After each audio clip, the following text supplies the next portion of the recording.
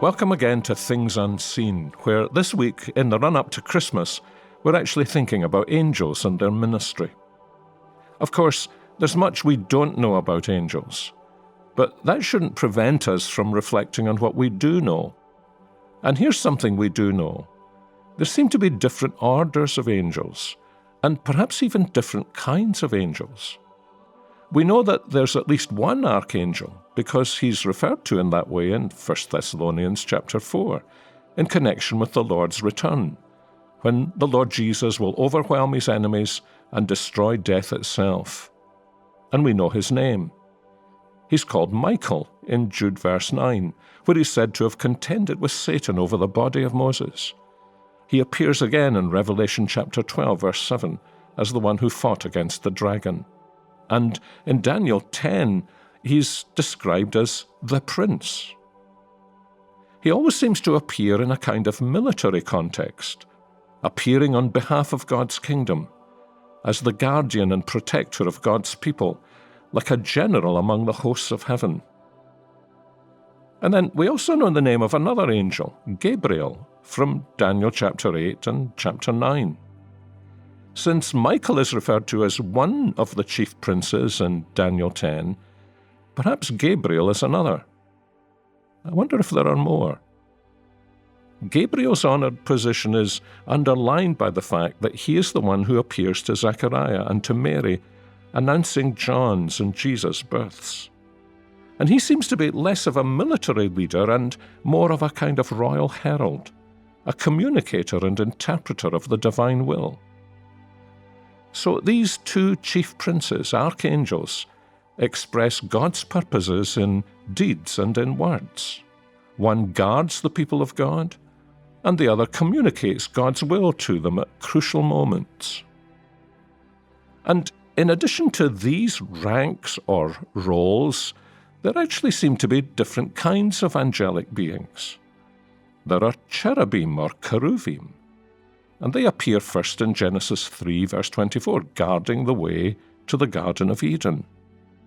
Remember how they're symbolized later in the two cherubim who overshadow the mercy seat on the Ark of the Covenant? They are guardians of the glory of God, and on a number of occasions the Lord is described as dwelling between the cherubim. I think it's especially interesting here to read how Ezekiel in chapter 1 and chapter 10 describes them as having four faces. In chapter 1, like an ox, an eagle, a lion, and a man. But then in chapter 10, they're described as having the faces of an eagle, a lion, a cherub, and a man. They sound to me just a little like non-identical twins, don't they?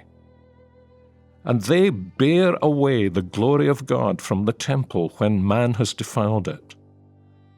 Makes you wonder who first thought up the idea of calling children's church or children's choirs little cherubs, doesn't it? They seem to be extraordinarily powerful creatures.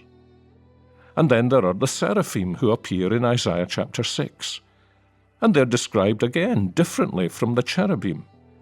And clearly they are servants of the holiness of God, as well as ministers of his goodness and grace. Now, these heavenly creatures appear in visions in Isaiah and in Ezekiel. Neither prophet claims to have met a seraph or a cherub in the streets. But the cherubs in Genesis 3 are not represented as a vision, and we should assume the same of the seraphim.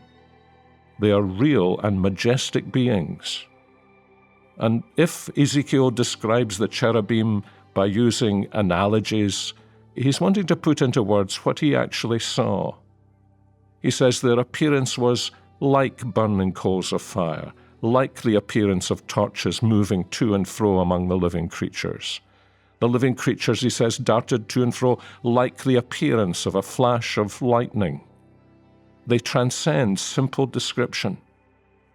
We might even ask, are these creatures angels at all, or are there other kinds of creatures in this extraterrestrial world, as well as angels and archangels? Well, as I say, there are mysteries to God's heavenly creatures, but here are two things for us to reflect on today. First, to think for a moment about just how rich and full that heavenly world of God really is. And then, second, to ask ourselves this question: have I assumed too easily that this is the real world, the world that really matters, the substantial world, whereas that world is kind of empty, ephemeral, insubstantial? When the truth is, that world is actually very substantial, very real, and full of glorious life. Or we can think of it this way: we're only one branch of the amazing family God has created through His Son, Jesus Christ. There's another heavenly branch to the family. And one day those two families will meet together in the new heavens and the new earth. No wonder those who are already in heaven must have discovered it's full of amazing and wonderful surprises. That's something to look forward to.